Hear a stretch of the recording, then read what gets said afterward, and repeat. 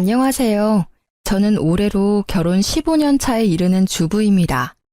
사람 하나에 사연 하나씩 있다는 말이 있지만 저의 인생은 정말로 만만치가 않았습니다. 거기에는 제 성격도 한몫했을지도 몰라요. 남들에게 지기 싫어하는 성격이나 호전적인 성격, 가족의 일이라면 어떠한 것에도 굴하지 않는 모습 같은 게 말이죠. 남편은 그런 저의 모습에 끌린 사람이었습니다. 사실 저는 처음에는 남편이 그리 마음에 들지 않았어요.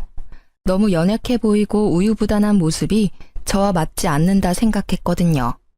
그런데 만나다 보니 의외로 단단한 구석이 있는 게 어느새 저도 그 사람에게 빠져버렸어요. 시부는 그런 저를 좋아해 주셨지만 글쎄요, 시모는 그런 저를 무척 싫어하셨습니다.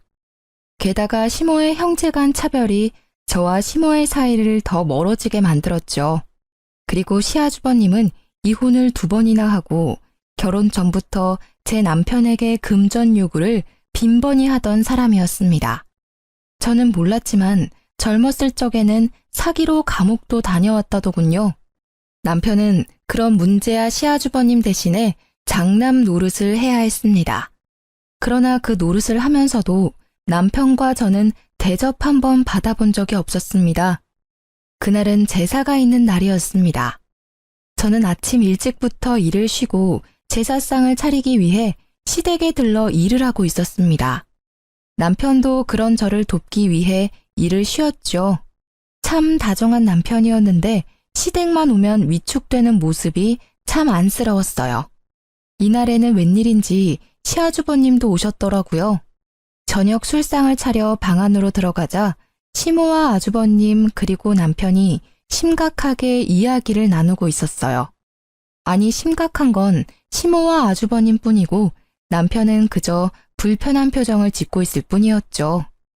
야, 잘 생각해봐. 이번 사업이 성공하기만 하면 진짜 대박이야. 너 모아놓은 돈 좀 있지? 그걸로 나한테 투자 좀 해라. 이번에는 진짜 확실해. 그래, 얘. 네 형님이 이렇게 원하는데 좀 해줘. 너는 돈도 잘 벌고 아버지 돌아가시면서 목돈도 많이 모아놨잖니. 저도 돈 없어요. 요새 경기가 안 좋아서 잘 벌지도 못해요. 그리고 얼마 전에 전셋집 들어가느라 돈 다 썼고 와이프 뱃속에 애도 있는데 돈을 함부로 쓰는 건 좀... 얘는 누가 보면 우리가 네 돈 뺏으려는 것처럼 보이겠다. 그냥 달라는 게 아니라 빌려주라는 거지.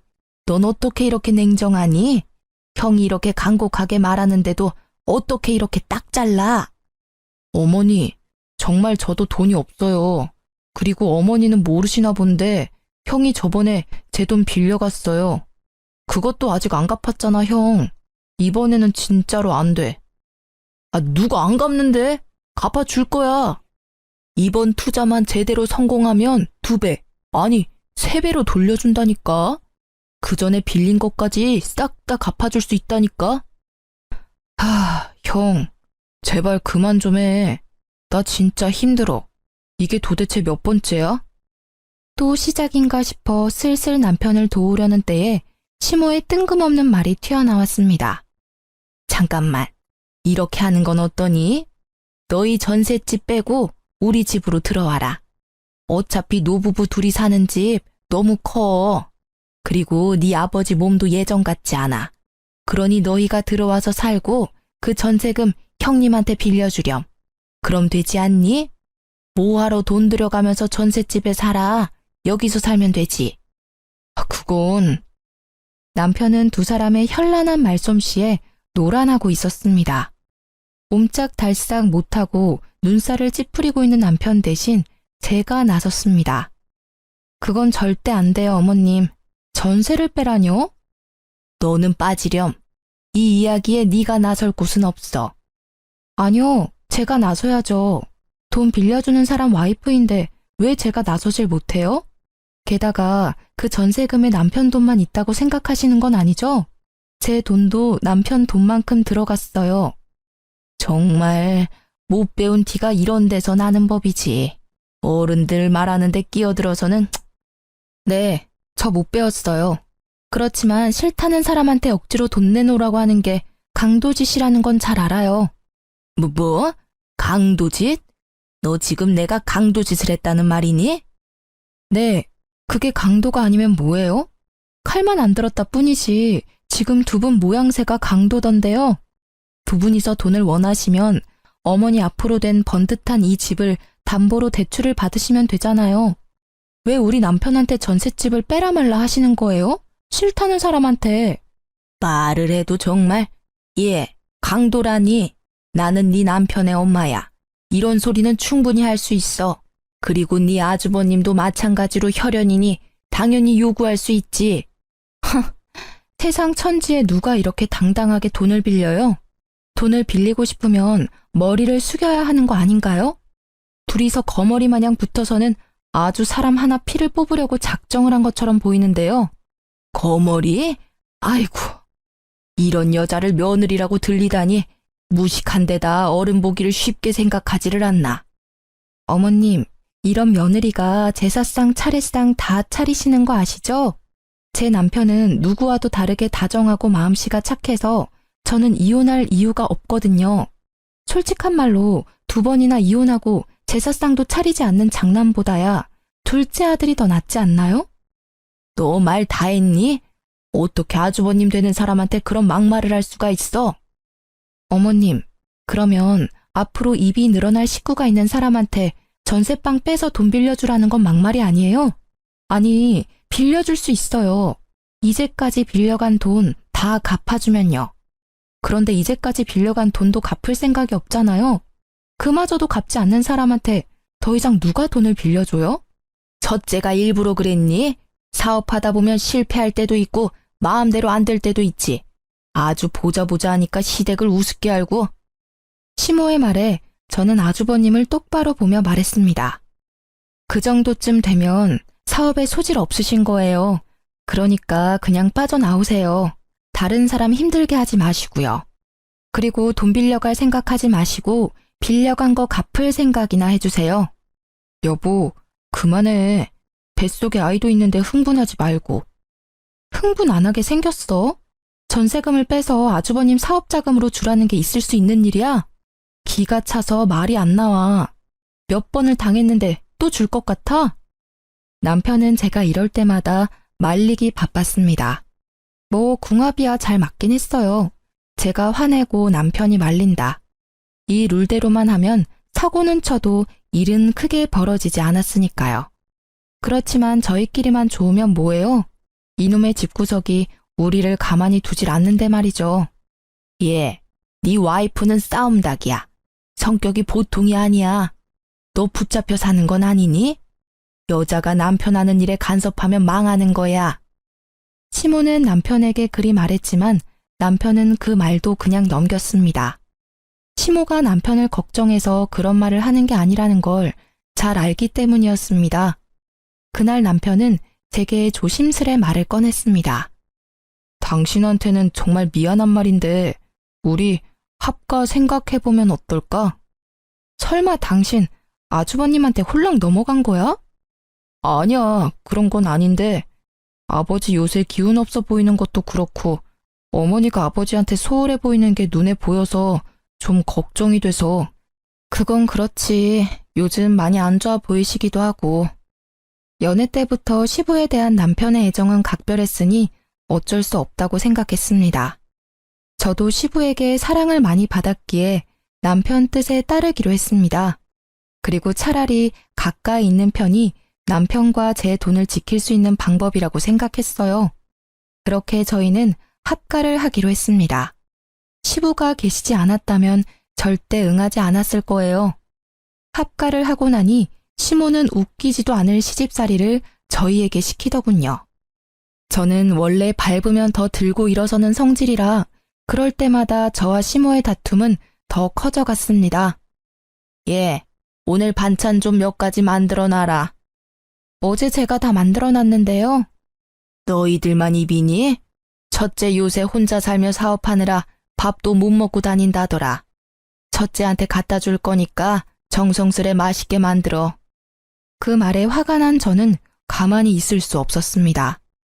어머님, 타지도 아닌 본가 근처에 살고 계신 아주버님 반찬은 어머님이 만들어주세요. 떨어져 지내면서 어머님 손맛이 얼마나 그립겠어요? 매번 맛없다며 수저 놓게 만드는 제 음식 말고 어머님 음식을 가져다 주시는 게 좋을 것 같아요. 뭐? 너 해주기 싫어서 그러지? 기가 막혀서. 싫으면 싫다고 하면 되지 무슨 핑계를 그렇게 대. 됐어. 내가 사다 주련다. 돈이나 줘. 죄송하지만 돈도 없어요, 어머님. 저한테 맡겨놓으신 거 없으시고 이번 달 드릴 용돈은 이미 월초에 드렸어요. 그러니까 사서 가시려면 어머님 돈 쓰세요. 저는 이 집 공과금까지 대신 내드리고 있잖아요. 그 정도는 알아서 해주세요. 그깟 공과금 얼마나 낸다고 생색이야? 용돈도 조금만 주면서 나를 이렇게 핍박해? 용돈 50만 원이 큰 돈이 아닌가요? 저희 버는 돈도 그렇게 많지 않은 거 아시면서 어떻게 그런 말을 하세요? 그렇다고 그 돈으로 태어난 손녀한테 장난감이나 옷 한 벌 사준 적이 있으세요? 저희한테 수고한다고 밥 한 끼 사준 적이 있어요? 계속 적다고 말씀하시면 더 줄일게요. 아이고, 며느리가 시무를 잡네 잡아. 그래, 어디까지 하나 해봐라. 나도 가만 안 있을 거야. 시모는 그 이후로 더욱 악독하게 시집살이를 시켰습니다. 일하고 온 사람 피곤한 거 알면서도 운전기사처럼 끌고 다니는가 하면 동네 사람들에게 기센 며느리 때문에 힘들다며 아주 광고를 하고 다니시더군요. 그렇지만 그런 시모의 행동은 아주버님에 비하면 정말 별거 아닌 일이었어요. 시모의 시집살이가 계속되는 동안 저희 전세금을 노린 아주버님의 공작은 끝나지 않았습니다. 당신 왜 이렇게 술에 취해서 들어왔어? 술도 못 마시는 사람이 인사불성이 돼서는? 저는 남편의 모습에 의아한 마음뿐이었습니다. 다음 날 잠에서 깬 남편에게 물었습니다. 어제는 술 왜 그렇게 많이 먹은 거야? 속상한 일이라도 있었어? 어제 형님이 찾아왔어. 불러낼 때는 돈 갚겠다는 식으로 이야기해서 나갔는데 도착하니 술을 엄청 먹이더라고. 그 뒤에 계속 내 카드로 비밀번호 뭐냐고 물어보는데 버티다가 결국 술 취해서 골아떨어졌지. 뭐? 아주버님이 또 자기한테 돈 달라고 그랬단 말이야? 이번에는 아예 도둑놈처럼 카드에서 직접 빼내려고 했나 본데? 아, 가족 중에 강도가 하나 있으니 진짜 힘드네. 전세금을 당신 통장에 안 넣어놨으면 지금쯤 다 털렸을지도 몰라. 술에 취해서 내가 비밀번호를 말했는지 안 했는지도 기억이 안 나거든. 말했어도 내 계좌에는 딸랑 10만 원 들었을 텐데. 남편이 밤중에 연락 온 게 없나 폰을 확인하더니 곧 한숨을 푹 쉬더라고요. 그 10만 원도 살뜰히 가져갔네. 정말 징글징글하다. 나도 참 못났어. 술 기운에 비밀번호 가르쳐줬나 봐. 앞으로도 돈 관리는 자기가 좀 해줘. 자기한테는 절대 그러지 않잖아. 아, 진짜 너무 짜증나. 왜 매번 우리만 이렇게 손해봐야 해? 이 사람들은 가족이 아니라 도둑이야. 미안해. 당신 이렇게 마음고생 시켜서. 남편은 초췌한 모습으로 제게 사과했습니다. 남편이 사과할 일이 아닌데도 그 사람들이 잘못한 일인데도 항상 남편의 입에서는 미안하다는 말만 나왔어요. 남편이 그럴수록 시모와 아주버님에 대한 저의 원망은 더 커져갔어요. 그리고 우리를 힘들게 하는 일은 계속됐답니다. 여보, 당신 저번에 연장 만지다가 다친 손가락이 아직 고름이 나오네. 2주가 넘었는데 아물지를 않아. 혹시 모르니까 큰 병원 한번 가보자. 그래, 요새 몸이 안 좋기는 했어. 몸에 이상한 수포도 생기고 옷이 스치기만 해도 따가운 게 이상이 있기는 한 것 같은데. 그렇게 대수롭지 않은 대화를 나눈 날 우리는 종합병원으로 향했습니다. 그런데 병명을 알 수 없다고 하더군요. 아니, 몸통의 통증은 대상포진이라고 하는데 손가락이 왜 아직 고름이 나오는지를 설명할 수 없다고 하더라고요. 그러면서 몇 가지 검사를 해보자고 하더군요. 검사를 하고 집에 돌아와 기다리는데 뜬금없는 일요일 아침에 전화가 왔더라고요. 너무 급한 사항이라 주말임에도 연락을 드렸어요. 더 알아봐야겠지만 혈액 검사상 암에 대한 소견을 보이고 있습니다. 일단은 내일 당장 병원으로 와주세요. 정밀 검사를 해야 할 것 같습니다. 청청병력 같은 소식에 저는 경황이 없었습니다. 그러나 초기이고 성인 남성에게는 예후가 좋은 상황이라고 하더군요. 저와 남편은 마음을 굳게 다졌습니다. 힘들게 살아온 인생 보답받지도 못하고 가는 건 억울해서 못 산다고, 늙어서 우리 딸 결혼식 때까지는 살아야 하지 않냐고 남편은 치료에 열의를 불태웠습니다. 저희 남편은 토목업에 종사하기에 보험을 드는데 한계가 있었어요. 그래도 보험금이 5천만 원 정도가 나왔거든요. 남편은 시모에게 자신의 상태를 알리며 보험금이 있으니 잘 해결될 거라고 말했어요. 그런데 뒷목 잡을 일은 그 다음 주에 일어났어요. 시모가 저와 남편을 조심스레 부르더라고요. 둘째야, 너 혹시 4천만 원 정도만 빌려줄 수 있니? 네? 갑자기 그런 큰 돈을 어디서? 너 보험금 있잖아. 그거 어차피 실비도 나오고 수술비도 나올 거 아니야. 5천만 원 다 없어도 지금 당장 치료받는데 큰 지장은 없잖니? 어머님, 지금 무슨 소리를 하시는 거예요? 암 걸려서 고생하는 아들한테 할 소리예요? 저는 어이가 없어서 바로 받아쳤습니다. 그랬더니 시모가 저를 흘겨보더군요. 네가 신경 쓸 일 아니다. 그리고 누가 언제 그냥 달라고 했어? 다음 달이면 적금 만료되니 그것 하면 다시 돌려줄 거야. 도대체 그 큰 돈이 왜 필요하신데요? 네 아버지 앞으로 돈이 많이 들어. 어디 병원이라도 모시고 가려니 차가 영 오래돼서 모시기 힘들더라고. 그래서 하나 새로 사려고 그러지. 오래된 차 끌고 다니다가 사고라도 날까봐 걱정이야. 몸도 이제 힘들고 기력도 없는 양반인데 차라도 좋은 것 타면 사고가 안 나지 않을까 해서 그래. 아버님 아프시면 저희가 모셔갈게요. 굳이 그것 때문에 어머님 차를 바꾸는 건 아닌 것 같아요.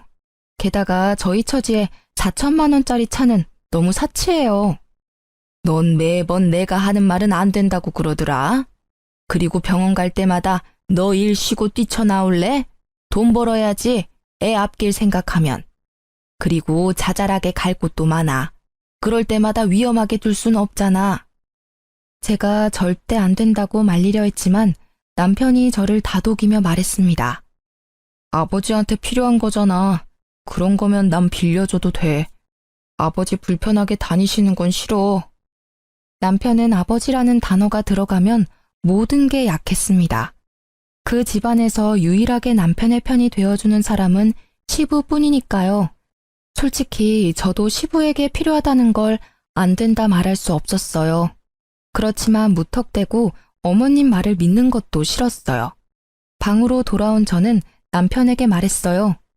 그러면 일단 문자로 차용증 비슷하게 보내서 확인시켜. 내가 예전에 보니까 돈 떼인 거 받으려면 무조건 돈 빌려줬으니 갚겠다라는 문자 내역 같은 거 있어야 한대. 그렇게까지 할 필요 있을까? 당신은 그렇게 당해놓고 아직도 그 사람들을 몰라? 당신을 자식으로 생각하면 아들 아파서 받은 돈을 빌려달라고 하겠어? 남편은 제 말을 듣더니 결국 제가 제안한 대로 시모에게 돈 빌려간 내역을 문자로 보내며 조만간 돌려줄 것을 문자로 확인받았습니다. 그리고 다음 날 시모가 약속한 날이 지나도 조용하길래 시모에게 먼저 말했습니다. 어머님, 저희 돈 받으러 왔어요. 돈 준비되셨어요? 그건 이번에는 못 준다. 좀 기다려야겠어. 네? 갑자기 그게 무슨 말씀이세요? 이번 달에 적금 탄다고 하지 않으셨어요? 그건 저번 달에 이미 받았어. 사실 나도 첫째한테 적금까지 빌려줬는데 애가 연락이 안 되는구나. 혹시 어머님 차 바꾸겠다고 가져간 저희 남편 보험금도 아주버님께 드린 건 아니죠? 그것도 싹 다 걔한테 줬어. 얼마나 나한테 해달라고 난리를 치는지 너희들이 알아서 줬으면 나한테까지 이런 불똥 튈 일 없었잖니. 무슨 말도 안 되는 말을 하시는 거예요? 어머님, 아세요? 그거 그냥 돈 아니에요. 우리 남편 목숨값이라고요. 피 같은 돈이라고요. 내 적금도 피 같은 돈이야. 너희 돈만 소중하니? 못 받고 있는 건 나도 마찬가지야. 너희들은 왜 나한테 와서 이 난리야? 첫째한테 가서 직접 받아와. 애먼 사람을 괴롭혀? 어머님, 잊으셨어요? 돈 빌려가신 분 어머님이세요. 저희 증거도 있어요. 그래, 내가 빌려갔다. 너희는 늙은 시모한테 돈 빌려준 게 그리 아까워? 이렇게 빚쟁이처럼 사람 들들 볶는 건 아니지 않니? 적반하장도 유분수라는 말이 딱 떠오르더라고요. 남편은 그런 시모의 말도 안 되는 행태에 그저 주저앉아 있을 뿐이었습니다. 저에게 그런 망언을 꺼내는 시모의 모습에 저는 흥분하고야 말았습니다. 어머님, 저희 보험금 받은 거 아주버님한테 말하셨어요? 그래, 걔한테 이야기했어. 너희한테 목돈이 생겼다고 들었으니 첫째한테 도움이 될까 싶어 말한 거야. 도대체 어머님은 어째서 아주버님만 싸고 도시는 거예요? 남편도 어머니 자식이에요. 게다가 매번 시대고고 귀찮은 일 아무 말 없이 다 도맡아 하는 효자라고요. 그런 자식한테 이러시는 거 부끄럽지도 않아요? 내가 왜 부끄러워야 하니? 네 남편이 내 자식이라고? 절대 아니야. 둘째, 너는 내 자식이 아니다. 네 아버지 자식이지. 어디서 굴러먹었는지 모를 년이랑 붙어먹어서 데려온 사생아. 나는 너 절대로 내 자식이라고 인정 안 해. 내 자식은 첫째뿐이야. 네? 시모의 폭탄 발언에 남편은 놀라 벙벙한 표정이었고 저는 저대로 당황해 말이 안 나오더군요. 그런 한편으로는 이 상황들이 이제야 이해가 가기 시작했습니다. 너 3살 때 네 아버지가 너를 데려왔어. 우리 호적에 입양시키자고. 나는 첫째 아들이 있는데 왜 또 아들을 데려왔나 싶었어. 남편의 성화에 양자의 연을 맺긴 했는데 나중에야 제대로 알게 됐지. 네가 밖에서 낳아온 자식이란 걸. 나중에 알아보니 그 여자는 죽었고 네 아버지가 널 불쌍하게 여겨서 데려왔다는 걸 알았어. 저는 그 말에 시모가 남편을 못살게 굴었던 이유를 알 것 같았습니다. 그래도 이건 아니죠.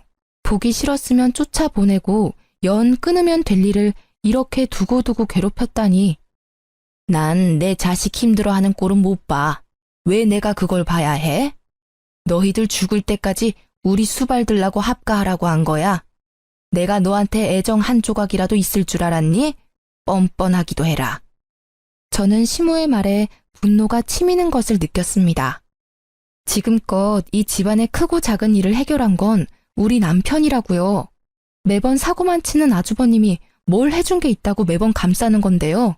평소에는 집에 오지도 않다가 돈만 필요하면 어슬렁거리며 와서는 사람들 돈 다 빌려서 가져가서는 안 갚고, 그런 사람이란 걸 알면서 어떻게 우리 남편 보험금을 가져가서 그런 사기꾼한테 전해줄 수가 있어요. 어머님도 똑같아요. 똑같은 사기꾼이라고요. 누가 사기꾼이야? 우리 첫째는 그런 짓 안 해. 재수가 없어서 계속 미끄러지기는 하지만 걔도 뒤에서 잘 받쳐주면 성공할 거라고. 보험금, 그게 그렇게 중요해? 그냥 콱 죽어버리지 그랬니? 꼴도 보기 싫은 네 얼굴 볼 때마다 짜증이 얼마나 나는지 알고는 있니? 차라리 네 아버지를 닮았으면 정이라도 조금은 갔을 것을. 그 여자를 빼다 박았는지 정이라고는 안 가는 얼굴을 하고선. 그만하세요. 그런 소리 들을 만한 사람 아니에요. 어머님만 그런 줄 아세요? 저도 똑같아요. 아주버님 얼굴만 보면 치가 떨린다고요. 이번에는 어떤 사고를 쳤을까? 또 돈을 요구하면 어떡하나 하면서. 그러니 이번에도 아주버님 감싸주시면 저 진짜 용서 못해요. 아주버님은 어디 가셨어요? 그걸 낸들 아니? 나도 연락이 안 되는데. 설사 알아도 내가 너희한테 알려주겠니? 애를 이렇게 잡아먹으려고 난리들을 치는데. 화가 머리끝까지 난 저와는 반대로 남편은 도리어 차분해진 표정이었습니다.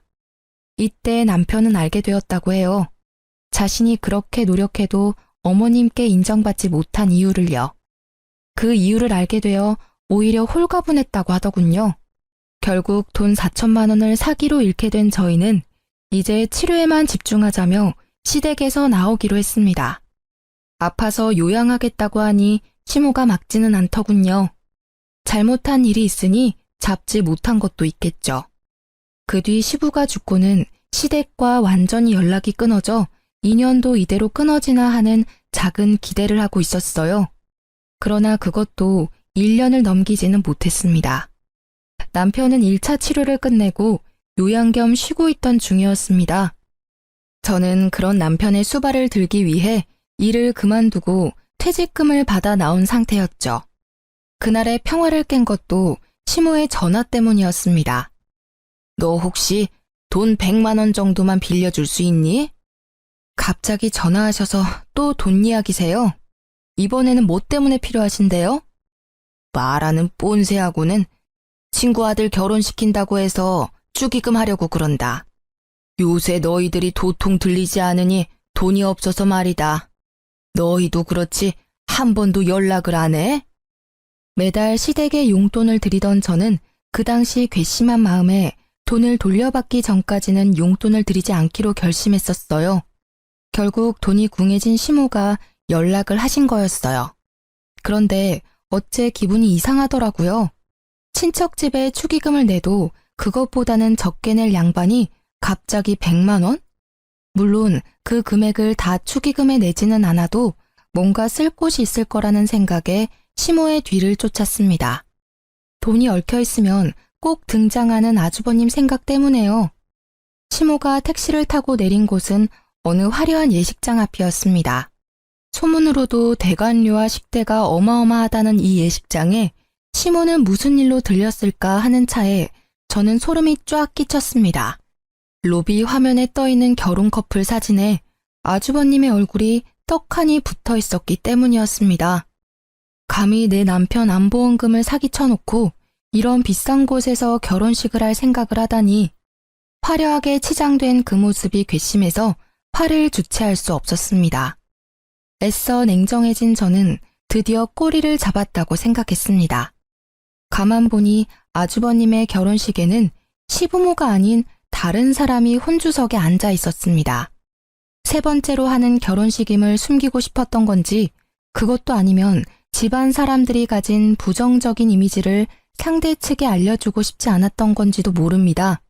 저는 아주버님이 대화를 나눌 때 불쑥 끼어들었습니다. 안녕하세요. 오랜만에 뵙네요. 제가 나타나자 아주버님의 얼굴이 굳었습니다. 그러더니 다른 사람들에게 잠시 실례한다며 저를 옆으로 끌었습니다. 여기는 어떻게? 그러게요. 제가 여길 어떻게 왔을까요? 그런데 결혼식을 굉장히 성대하게 치르시네요. 축하드려요. 그런데 우리 할 얘기가 있죠? 재수씨, 나 30분 뒤면 결혼식이에요. 결혼식 끝나고 이야기해도 되잖아요. 남의 경사에 초를 치러 온 것도 아니고. 무슨 말씀을 그렇게 하세요? 정 원하시면 저는 여기서 말씀드려도 괜찮아요. 하객 알바까지 쓴 것 같은데 정말로 괜찮으신 거 맞아요? 아내가 될 예비 신부님이 모든 걸 알아도? 알았어요. 잠시만요. 아주버님은 저를 데리고 호텔 객실이 있는 층으로 향했습니다. 사람이 없는 걸 확인한 아주버님이 먼저 소리치더군요. 도대체 왜 이러는 겁니까? 어떻게 성사시킨 결혼식인데 이렇게 행패를 부려요? 행패요? 동생 보험금 가지고 치르는 결혼식이면 저도 관여할 수 있죠. 어머님한테 받은 남편 보험금 어쨌어요? 내가 뭘 받았다고 그래요? 딱 잡아떼는 아주버님 모습에 저는 코웃음을 쳤습니다. 당신이 어머님 시켜서 우리 남편 보험금 강탈해 간 거 내가 모를 줄 알아요?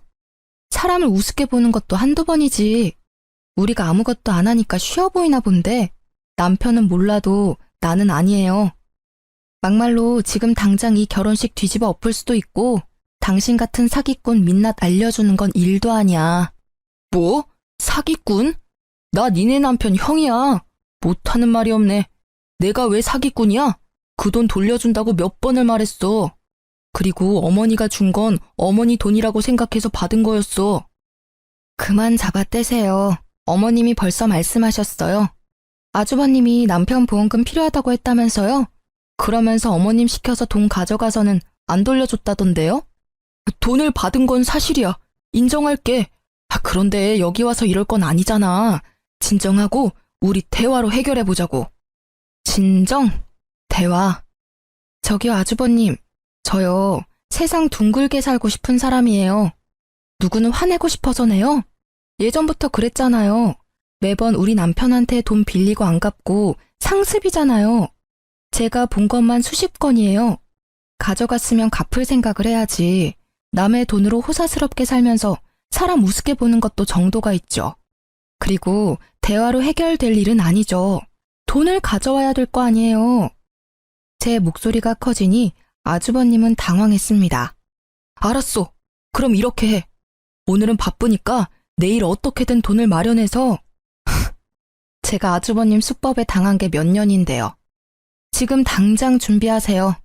결혼식 끝날 때까지 안 주시면 저도 성심껏 이 결혼식 정성스레 망쳐드릴 테니까요. 아니, 하루도 못 기다려?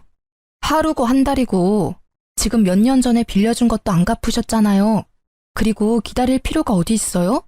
이번 결혼식 친척 빼고 친구들 하객은 진짜죠? 친구들 엄청 많으신데 축의금으로 갚으시면 되겠네요. 그걸 가져갈 생각을 하다니. 그건 내가 받은 내 결혼 축하금이라고요. 다른 사람들의 성의가 있는 돈을. 그 돈은 성의가 있는 돈이라 괜찮고 동생 보험금은 성의가 없는 돈이라 안 돌려주는 거예요. 그리고 우리 남편 돈은 목숨이 달려있는데 가져가셨잖아요. 피차 일반이에요. 계속 안 주신다고 하시면 저 내려가서 다 말해버릴게요. 제 목소리가 호텔 복도에 울리자 결국 아주버님이 백기를 들었습니다. 알겠어. 소리 낮춰. 축의금 줄게. 그러니 좀 조용히 해. 다들 들으면 어쩔 거야. 이 결혼 파토나면 축의금도 없어. 저는 시간에 쫓기는 아주버님을 보내고 저는 축의금 받는 자리가 잘 보이도록 가까이서 주시하고 있었습니다. 아주버님은 패백하러 가기 전 잠시 들러 축의금 받던 사람에게서 가방을 받아 저에게 가져왔습니다. 저는 가방을 받아 금액을 확인했습니다. 사업한답시고 이리저리 돌아다니던 사람이라 그런지 축의금도 많이 들어왔더군요. 저희한테 빌려간 돈에 한참 못 미치네요. 나머지 2천만 원은 어머님 편으로 보내주시면 제가 받아갈게요. 그리고 제 조건을 들어주면 앞서 빌려가신 돈은 탕감해 드릴게요. 이번에는 또 뭐야? 무슨 조건인데? 저와 남편에게 어떠한 금전 요구도 하지 마시고 어머님 통해서 돈 빌리는 것도 하지 마세요. 그리고 남처럼 지내요. 앞으로 아는 척 하지 마시고 이 조건 깨지면 빚쟁이처럼 남은 금액 받으러 따라다닐 거니까요. 생각보다 별거 아닌 조건이었다고 생각했는데 아주버님의 표정은 썩 좋지 않았습니다. 그 표정은 지갑을 강제로 뺏긴 억울함과 짜증이었어요. 그 얼굴을 보는 순간 저는 안도의 숨을 몰래 쉬었습니다. 2천만 원 잊지 마세요. 그거 안 주시면 어머님 앞으로 된 집으로 대출받아서 가져갈 거예요. 실질적으로 저희한테 돈 빌려간 사람은 어머니시거든요. 어머님한테 돌려받는 게 맞죠. 그럼 굳이 이 축의금을 가져가지 않아도 되잖아. 내가 어머니한테 드릴 테니. 그건 그거고 이건 이거죠. 어머님한테 드린 돈이 아주버님한테 간 걸 아니까 찾아왔고 현금이 있으니 제가 받아가는 거고요. 지금이 지나가면 또 돈 없다고 하실 거 분명하니까요. 아쉽다고 생각하지 마세요. 저희는 그 돈 충분히 받을 자격 있다고 생각하니까. 눈뜨고 축의금을 빼앗긴 그 기분을 곱씹고 있을 아주버님을 보며 저는 생긋 웃어주었습니다. 그럼 신혼생활 즐겁게 하세요. 저를 노려보는 아주버님을 뒤로하고 속으로 즐거움의 소리를 지르고 있었습니다. 처음으로 돈을 돌려받았어요. 그냥 돈이 아니었으니 더 소중했습니다. 저는 이 기세로 나머지 2천만 원도 돌려받기로 했습니다. 저는 돈을 은행 계좌에 넣고 남편을 불러 시댁으로 향했습니다. 시모는 저보다 일찍 돌아와 있더군요. 자식 결혼식에 얼굴 도장만 찍고 오는 처량한 신세라니. 그래도 안쓰러운 기분보다는 본인 손으로 그렇게 만들었다는 생각밖에 들지 않았어요. 너희 여기 웬일이니? 이 집에는 오지 않기로 한 거 아니었어? 말씀드릴 게 있어서 왔어요. 당신이 직접 말해요. 저는 남편을 바라보며 말했습니다. 남편은 준비해온 서류를 내보이며 시모에게 말했습니다. 어머니, 제가 생각해봤는데 저를 파양해주세요. 저는 더 이상 어머니의 아들이고 싶지 않습니다. 남편의 입에서 튀어나온 말에 시모의 얼굴이 악독하게 변했습니다. 뭐? 네가 뭔데 파양을 하라 마라 하는 거냐? 이제껏 입혀주고 재워주고 먹여줬더니 이렇게 은혜를 원수로 갚아? 그런 이유로 이제껏 제사며 차례며 잘 모시지 않았습니까? 합가에서 어머님 돌봐드린 것까지 하면 제 할 도리는 다 했다고 생각합니다. 그러니 파양해 주세요. 절대 안 된다. 파양이라니. 누굴 바보로 하니? 너희가 나 모시기 싫어서 그런 말 하는 거 안다. 그래서 반년 동안 연락 안 하고 살지 않았니? 그 정도 시간이면 반성했을 거라 생각했는데 그게 아니라 딴 생각을 해? 이제 그만하세요, 어머님. 저희도 더 이상 어머님 모시고 살 여력이 안 돼요. 이도 병원 치료 중이라 일도 못하고 힘들다고요. 게다가 친자식도 아니라며 타박 주셨잖아요. 그냥 서로 편하게 파양하세요. 파양? 내가 누구 좋으라고 그런 거래. 나는 죽을 때까지 너희한테 붙어 살 거야. 내가 죽을 곳이 네 집이라는 것만 알아둬라. 너는 내 자식은 아니지만 나를 돌봐야 할 이유가 있어. 첩년의 자식을 거둬줬더니 그래서 죽을 때까지 저희에게 수발을 받으시겠다는 생각이세요? 그래, 내 자식 고생시키기는 싫으니 너한테 붙어 있어야지 어떡하니? 그럼 안 되겠네요. 어머님이 싫으시다면 재판으로 할까요? 이제껏 어머님이 남편이 제 핏줄이 아니라고 괴롭힌 것, 과도하게 금전 요구하신 것, 그런 것들이 다 증거가 되거든요. 저희는 뭐든 파양만 하면 되니까요. 나는 절대 허락 못한다. 너희는 절대로 이 집에서 못 나가. 나한테 신세진 값은 받아야지. 막무가내로 안 된다는 시모에게 저는 그분의 가장 큰 약점을 들이밀었습니다. 제가 얼마 전에 아주버님을 배웠어요. 결혼식장에서요. 벌써 몇 번째 결혼인지는 모르겠지만 여자 쪽 집안이 엄청 좋아 보이던데. 어머님이 여기에 합의하지 않으면 저는 이 길로 아주버님 장인어른 댁으로 찾아갈 수밖에 없어요. 주소를 알아놨거든요. 마지막 말은 거짓이었지만 시모의 얼굴은 새파랗게 변했습니다. 명절에 와보지도 않고 집에 도움도 안 되는 장손이 뭐가 그리 좋아서 싸고 도는지. 안 된다. 네 형은 건드리지 마. 이제 마음 잡고 잘 사는 애야. 왜 그 애를 건드리는 거야? 어머님께서 파양해 주시면 건드릴 필요도 없고 아예 만나지도 않을 거예요. 그 서류 작성하시면 우리와는 남이니까 서로 얼굴 마주칠 필요도 없어요. 아니면 제가 그 집에 찾아가서 어머님이 아주버님 친모이고 외방 자식인 둘째 아들 피 같은 보험금 사기쳐서 가져갔다고 말할 거예요. 악에 바친 제 말에 결국 무너진 건 시모였습니다. 그 애는 건드리지 말라며 저희를 노려보며 합의서를 작성해 주더군요. 저희는 드디어 남이 되는 첫 발을 디디게 됐습니다. 그리고 저는 상쾌한 시모에게 마지막 결정타를 날렸습니다. 그리고 그 결혼식에서 아주버님이 가져가신 돈 4천 중에 2천은 돌려받았어요. 나머지 2천은 어머님께 돌려받으려고요. 잘 아시겠지만 저희는 아주버님한테 빌려드린 게 아니라 어머님한테 빌려드렸잖아요. 빠른 시일 내에 갚아주세요. 돈 없다. 나도 너희랑 똑같이 첫째한테 다 털어넣었어. 그러면 이 집이라도 팔아서 갚으시면 되겠네요. 그리고 아주버님 댁으로 들어가시면 딱 좋고요. 그걸 말이라고 하니? 왜 내 새끼가 그 고생을 해야 해? 그러니까요. 우리 남편한테 잘해주셨으면 끝까지 모시고 살았을 텐데. 이제 남이라 그럴 수도 없겠네요. 어쨌든 2천만 원은 빨리 갚아주세요. 안 갚으면 아주버님한테 갚으라고 할 테니까요. 결국 파양 합의서에 사인한 시모는 며칠 뒤 2천만 원을 보내왔습니다. 어떻게 구한 돈인지 알 수 없었으나 그 돈을 받고 얼마나 마음이 놓이는지 남편 치료에 집중할 수 있어서 다행이라는 생각만 들었어요. 그렇게 저희와 시댁 인연은 모두 끊어졌습니다. 남편은 몸 상태가 좋아지고 있었고 아이도 잘 크고 있어요. 한번 시모가 저희를 찾아온 적이 있었어요. 시모의 남동생, 그러니까 남편의 전 외삼촌이 저희에게 시모를 데려왔더라고요.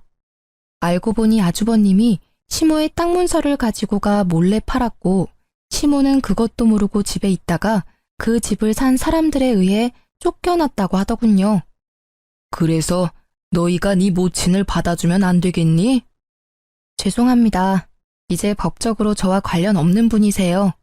제가 모실 이유 없습니다. 여기서 이럴 게 아니라 형님께 모시고 가세요.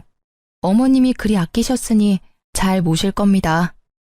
봐라, 이 악독한 것들. 길러준 은혜도 모르는 이 망할 년놈들. 내 자식으로 키워줬더니 이렇게 은혜를 원수로 갚아? 어머님, 말씀은 똑바로 하셔야죠. 은혜를 원수로 갚은 건 어머님이세요. 그러게 차별하지 말고 잘 키워줬으면 지금쯤 저희 남편이 어머님께 잘했겠죠. 장인 장모한테도 그리 살뜰하게 대하는 이 착한 아들을 어떻게 그렇게 모질게 굴어서 정을 떼게 만들어요? 당신 그만해. 어쨌든 외삼촌, 다시 한번 말씀드리지만 저희는 못 모셔요. 헛걸음하시게 한 것 같아 죄송하지만 형님께 가보시는 게 좋을 것 같습니다. 끊어내는 남편 말에 외삼촌이 머뭇거리며 말했습니다. 너의 형님은 얼마 전에 사기죄로 감옥 들어갔단다. 나도 자세히는 모르는데 그 결혼한 여자 집안에서 사기를 쳤다고 하더라고. 누님도 그놈이 친 사기에 빚쟁이들이 찾아와 난리치는 바람에 고생 좀 했다. 넌 그런 얘기를 뭐하러 해? 누님, 이제 그만 좀 하세요. 땅 문서 갖고 도망친 놈 뭐하러 두둔하시는 거예요? 마음을 곱게 쓰셨으면 말년에 이 고생은 안 하셨을 텐데. 남이사, 마음을 곱게 쓰던 못생기게 쓰던 그게 너랑 뭔 상관이야? 상관이 왜 없어요?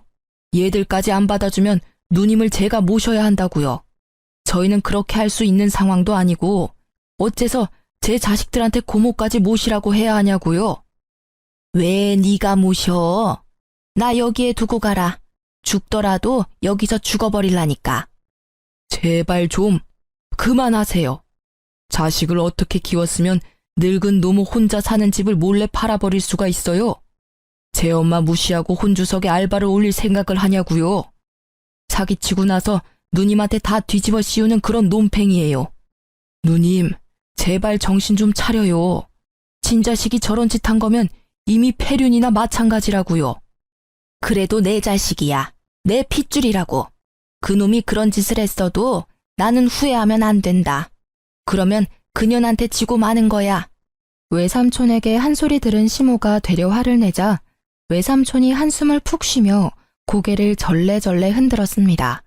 이후 어쩔 수 없이 외삼촌이 시모를 모시고 갔습니다. 저희는 두 사람이 나가시고 가슴을 쓸어내렸습니다. 만약 파양을 하지 않았다면 아주버님의 사기에 대한 여파가 우리에게까지 미쳤을지도 모른다는 생각을 했거든요. 나중에 외삼촌이 시모를 요양원에 모셨다고 하더군요. 그렇게 진짜로 저희와 시모의 연은 끊어졌습니다. 적고 보니 정말 파란만장한 일들의 연속이네요. 남편은 병마를 딛고 지금은 일도 다시 시작하며 잘 지내고 있습니다. 저도 강도 같은 시댁 걱정을 하지 않으니 생활이 여유로워졌어요. 우리 가정을 지킬 수 있어 다행이라고 생각합니다. 세상에 나쁜 놈이 없는 사람 등쳐먹는 사기꾼이라고 그런 사람들은 인연을 끊는 게 답인 것 같아요. 긴 사연을 들어주신 분들에게 감사의 마음을 드리고 싶네요. 내일은 오늘보다 더 행복하시길 바랍니다.